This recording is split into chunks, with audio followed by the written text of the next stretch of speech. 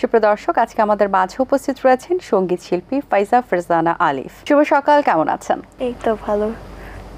আচ্ছা, আমরা জানি যে আপনি ক্লাসিক্যাল এবং নজরুল গানের জন্য সঙ্গীত ক্যারিয়ার শুরু করেছেন গান দিয়ে। এখন কোন ধরনের গান বেশি টানে, নাকি দুটো গানই ভালো লাগে? এখন দুটোই অবশ্যই আমার ভালো লাগে, বাট মানে আমার কি সব ধরনের গানই গাওয়া হয়। শুরুটা হয়েছে কোন গান? শুরু আমার ক্লাসিক্যাল দিয়ে। আচ্ছা, ক্লাসিক্যাল। জি। সো অনেক ক্লাসিক্যাল গানটা তো অনেক বেশি কঠিন, এবং নজরুল সঙ্গীতের কথা তো আসলে সকলেই জানে যে এই গানগুলো কি ধরনের, কোন ঘরানার গান। সেই জায়গা থেকে কঠিন মনে হয়েছে কিনা, বা শুরুটা যেহেতু ক্লাসিক্যাল দিয়ে শুরু, কোনো কিছু শিখতে বা আয়ত্ত করতে কোনো কিছু প্রবলেম হয়েছে কিনা? আমার অ্যাকচুয়ালি না, কারণ আমি এখন অস্ট্রেলিয়ায় পড়ছি। তো আমার অ্যাকচুয়ালি লাইক কঠিন লাগে না, কারণ অনেস্টলি আমার জন্য মিউজিক একটা ইটস লাইক একটা অনেক মানে ভালো লাগার একটা জিনিস। লাইক আমি যদি কোথাও ইফ আই এম স্ট্রেসড, তাহলে আমি গান গাই। আর আমার খুশি থাকলে বা মন খারাপ থাকলে দুই সময় আমি গান গাই। তো আমার এটা লাইক কঠিনভাবে আমার কিছু লাগে না। আচ্ছা, গান শেখা হয়েছে কোথায়? গান আমি ছোটোবেলা আমার যখন একদম ছোট থেকে 3 বছর থেকে আমি গান নাচ দুইটাই করি। আমার প্রথম তালিম হচ্ছে তাহমিনা মনোয়ারা ম্যামের কাছে। তারপর আর কি আমি মামুনুর রশিদ স্যারের কাছে আমি গান শিখি। এখন আর কি আমি সঞ্জীব সান্যাল স্যারের কাছে আমি তালিম নিচ্ছি। আচ্ছা, এটা কিন্তু খুব চমৎকার একটি বিষয় যে আমরা দেখি যে অনেকেই ভালো গান করেন কিন্তু হয়তোবা নাচ পারেন না, আবার অনেকে নাচ পারেন গান পারেন না, কিন্তু আপনি দুটোতেই পারদর্শী এবং দুটোতেই চমৎকার পারফরমেন্স আপনার। সেই জায়গা থেকে এটার বেনিফিট হিসেবে ফিউচারে কি চিন্তা করছেন, যেহেতু আপনি 2 in 1 বলা যেতে পারে, তো সেই জায়গা থেকে কোনো অপরচুনিটি বা নিজেকে কোনভাবে রিপ্রেজেন্ট করতে চান দর্শকদের সামনে? সবাই তো সিঙ্গার্সরা কনসার্ট করে, কনসার্টে এখন অনেকে গান নাচ দুইটাই করে।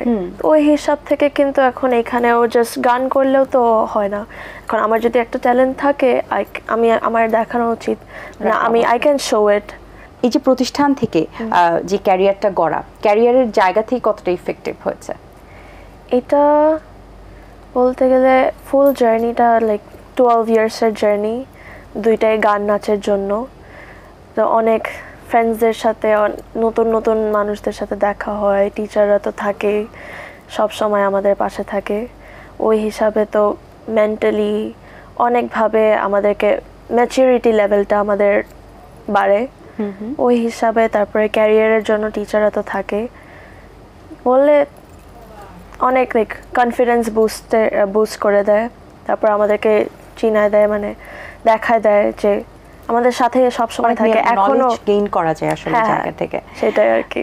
আচ্ছা, আমরা আরো আলোচনা করব, তার আগে আপনার কণ্ঠে একটি গান শুনে নিতে চাই। কোন গানটি শুনছি আমরা এখন? আমি আর কি আমার 6টা মৌলিক গান আছে, 2টা আমি রিলিজ করেছি, তো আমি আমার প্রথম গানটাই গাবো। ওকে।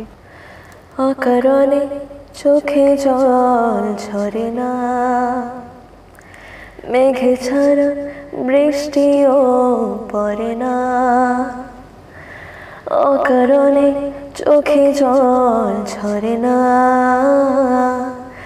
মেঘে ছাড়া বৃষ্টিও পড়ে না, তুমি কাঁদালে আমায় যতখানি, কাঁদবে তুমিও ততখানি, কাঁদবে জানি, কাঁদবে জানি, কাঁদালে আমায় যতখানি, ও কাঁদবে জানি, কাঁদবে জানি, কাঁদালে আমায় যতখানি। দারুণ, ধন্যবাদ আপনাকে। গানের যেহেতু এখন যে মৌলিক গানের সংখ্যাটা বলছিলেন যে শুরু করেছেন, এখন তো একদম ইয়াং জেনারেশনের মধ্যে আপনি পড়ছেন, সেই জায়গা থেকে গান চুজ করার ক্ষেত্রে বা গান গাওয়ার ক্ষেত্রে কোন জিনিসটা মাথায় রাখবেন, কোয়ান্টিটি নাকি কোয়ালিটি? কোয়ালিটি, কোয়ান্টিটি অ্যাকচুয়ালি এটা doesn't matter, quality mostly matter করে। যেখানে লিরিক্স হোক, মিউজিকের ওয়ে হোক, জনরা হোক, এখন বলতে গেলে যেমন আমাদের জেনারেশনে মোস্টলি এখন তারা লিরিক্সটা দেখে, লিরিক্স আর জনরাটা, এইটাই আর কি। তো আমার গানের সময় আমি বলতে গেলে আমি জাস্ট আমার জেনারেশনকে দেখে না, বাট আমি ওল্ড জেনারেশন আর এখনকার জেনারেশন মিক্স করে আমি ওইভাবে জনরাটা চুজ করি। আর আমার জন্য লিরিক্স অনেক ইম্পর্টেন্ট হয়। এবং তার পাশাপাশি কিন্তু মিউজিক ভিডিও ট্রেন্ড এখন চলছে, সো সবাই আসলে দেখতে পছন্দ করে যে মিউজিক ভিডিওটা কত সুন্দরভাবে রিপ্রেজেন্ট করা হচ্ছে। সো গানের পাশাপাশি এখন শুধু গানের উপরই যে পুরাটা নির্ভর করছে তাও কিন্তু নয়, সেই জায়গা থেকে যে মিউজিক ভিডিও সেখানে কি কিভাবে নিজেকে রিপ্রেজেন্ট করার ইচ্ছে রয়েছে, আদৌ নিজেকে মডেল হিসেবে কি সেই জায়গাতে রিপ্রেজেন্ট করার ইচ্ছে রয়েছে কিনা? আমার বলতে গেলে আমার মিউজিক ভিডিওতে আমি আমার নিজেকে আমি মডেল হিসাবে আমি রিপ্রেজেন্ট করি, এটাই আমি চাই আর কি। আচ্ছা, সেই সাথে সাথে আপনি খুব ভালো ছবিও আঁকেন। ছবি আঁকার দক্ষতা কিভাবে অর্জন করা হলো? এটাও আর কি আমি নাচ গানের সাথে আমি আর কি ছোটবেলা থেকে সব একসাথে, আমার মা আমাকে সব জায়গায় আমাকে ভর্তি করে দিয়েছিল। এটা actually I would take as a benefit. এখন আর কি আমি বুঝি বড় হওয়ার পরে এটার বেনিফিট ভালো লাগতো না ছোটবেলায় তো অবভিয়াসলি না, এতগুলা ক্লাস একসাথে ক্লাসের পর আবার গিয়ে ছবি আঁকা, হ্যাঁ, বাট এখন আর কি মানে বেনিফিটটা আমি বুঝতে পারি। আর ছবি আঁকা হচ্ছে আর কি আমি এখন যেমন আমার যদি আমার লেজার টাইমে আমি বসে থাকলে আমি কোথাও গিয়ে ছবি আঁকি, যেমন আমি অস্ট্রেলিয়াতেও আমি এখনও ছবি আঁকি। আমার ইচ্ছা হলে আমি কোথাও কোনো পার্কে চলে যাব বা বিচের পাড়ে গিয়ে বসে ছবি আঁকবো, জাস্ট একটা মানে মাইন্ড রিলিভিং এর জন্য, রিফ্রেশার, লাইক নিজের মাইন্ড রিফ্রেশ করার জন্য। আচ্ছা, কোন এক্সিবিশন অংশগ্রহণ করা হয়েছে? আমার হ্যাঁ, ছোটবেলায় আমি আর কি আমি যে যতগুলো পেন্টিং করা হয়েছিল কয়েকটা আর কি সুইজারল্যান্ডে গিয়েছিল, ইউরোপের লাইক কান্ট্রিগুলোতে। নিজের দেশে যখন আসা হয় তখন সবচেয়ে বেশি কোন জিনিসটার জন্য বেশি টানে বা কোন খাবারটা সবচেয়ে বেশি ভালো লাগে? আম্মুর রান্না। ওইটা তো হ্যাঁ ওখানে পাওয়া যায় না। আম্মুকে আর কি মানে ওখানে থাকলে তো কল দিয়ে তারপরে আম্মুর সাথে কলে রেখে কথা বলি, রান্না করি এই। বাট এখানে আসার পরে আর কি আমি কল দিয়ে আমি আসার আগে আমি কল দিয়ে বলে দিয়েছিলাম যে আমি কিন্তু এসে ভর্তা ডাল খাবো। আচ্ছা, ওয়েস্টার্ন গান শেখা হয়েছে কোথায়? ওয়েস্টার্ন গান আমি ওয়েস্টার্ন আর কি লাইক নিজেই আর বাইরের যে বিলবোর্ডসের যে সংসগুলো সব বাইরে আমার নিজের আর কি যে পছন্দ আমি প্রথমে নিজে আর কি শিখেছি। এখন আর কি আমি অস্ট্রেলিয়াতে ওখানেও আমি আর্কিটেকচারাল ডিজাইন পড়ছি মোনাশ ইউনিভার্সিটিতে, তার সাথে আমি মিউজিকের একটা কোর্স করছি, তো ওখানেও আমার শেখা হচ্ছে। আচ্ছা, বাংলা কমিউনিটিতে কোন কোন ধরনের গানের রিকোয়েস্ট বেশি আসে? বাংলা কমিউনিটিতে অস্ট্রেলিয়াতে জি বলতে গেলে বাংলায় এখনকার যে গানগুলা চলছে, বাট পুরানো কালের যেরকম গানগুলা আছে মনে পড়ে রুবি রায়, এরকম উপস্থাপনা, নাচ গান, ছবি আঁকা, সেই সাথে পড়াশোনা করছেন আর্কিটেকচারে। নিজেকে বাই প্রফেশন হিসেবে ইন ফিউচার কোন প্রফেশনে রিপ্রেজেন্ট করতে চাইবেন? আমি অবশ্যই আর্কিটেকচার প্রথমে রেখে, বাট আমার ইচ্ছা আছে আমি আমার সিঙ্গার এবং কম্পোজার হিসাবে আমি ফিউচারে আমার একটা ক্যারিয়ার আর কি চাই। আচ্ছা, যেহেতু ওখানে পড়াশোনা করছেন, ইন ফিউচারে কি ওখানেই সেটেল হয়ে একদম ওখানেই জব সেক্টরে ঢোকার ইচ্ছে রয়েছে নাকি বাংলাদেশের জন্য কোনো কিছু করার ইচ্ছে রয়েছে? আমার আর কি প্ল্যান আছে যে আমি আর্কিটেকচার যেরকম বিল্ডিংস তৈরি করা, বাট উইথ মোর গ্রিনারি সহ পুরো environment friendly, eco friendly buildings এরকম।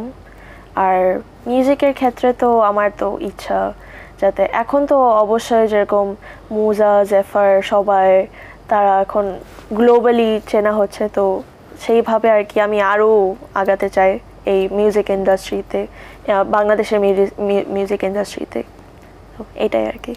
আচ্ছা, ডুয়েট করার যদি গানের অফার আসে কার সাথে করতে চাইবেন? এখন যদি চিন্তা করি প্রীতম। আমি সেটাই ভাবছিলাম যে এই নামটি আসবে। আসলে এই জেনারেশনের জন্য তিনি খুব ভালো আসলে কাজ করছেন, সকলেরই মন জয় করছেন তিনি ভালো কাজ দিয়ে। আসলে অবসর সময় যখন পাওয়া হয় তখন কোন কাজটি করা হয়? কারণ অনেক কাজে আপনি নিজেকে নিয়োজিত রেখেছেন, তো সেই জায়গা থেকে আমার মোস্টলি আমার গান করা হয়, নাইলে আমার রান্না করার অনেক শখ, তো আমি রান্না করি নাইলে গান গাই। আচ্ছা, এই যে যখন দেশ থেকে যাওয়া হয় দেশের বাইরে, তখন দেশের কোন জিনিসটি সবচেয়ে বেশি মিস করা হয়? দেশের বাইরে গেলে এই বাংলাদেশের যে কালচারটা, এখানে তো সব সময় ফেস্টিভ্যালস থাকে, কালচার নাচ গান হতে থাকে, নাচ গানের অনেক অনুষ্ঠান থাকে, এইটাই আর কি। এখানে থাকলে তো পরে অনুষ্ঠান করা হয়, নাচের হোক গান হোক, ওইখানে গিয়ে তো ওইটা নাই আর কি। তো ওইটা হ্যাঁ, ওইটার অ্যাবসেন্সটা ফিল করা যায়। আচ্ছা, খাবার দাবারের ডায়েট কতটুকু মেনটেন করা হয় দেশে আসলে? দেশে আসলে না, একদমও না। যেহেতু কুরবানির ঈদ গেল, সো কুরবানির ঈদে গরুর মাংস কেমন খাওয়া হয়েছে? অনেক ভালো। সো এই যে এখন যে জায়গাতে সকলেরই তো একটা কম্পিটিশন, এখন নতুন নতুন সিঙ্গার আমরা পাচ্ছি এবং ইন্ডাস্ট্রিতে নতুন ভালো ভালো কাজ হচ্ছে, সেই জায়গা থেকে তো কম্পিটিশন একটা ব্যাপার আছে নিজের জায়গাটা অবস্থানটাকে ধরে রাখার জন্য দর্শকদের কাছে।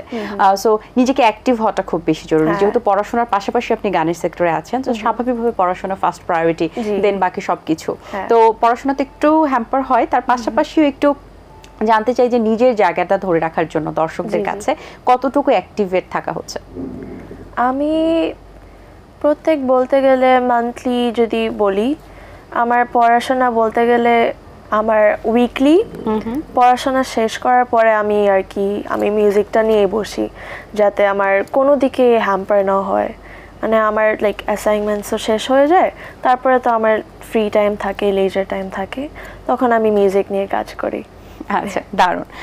অসংখ্য ধন্যবাদ আপনাকে, ভালো লেগেছে কথা বলে। ভালো থাকবেন সব সময়, অনেক শুভকামনা রইল।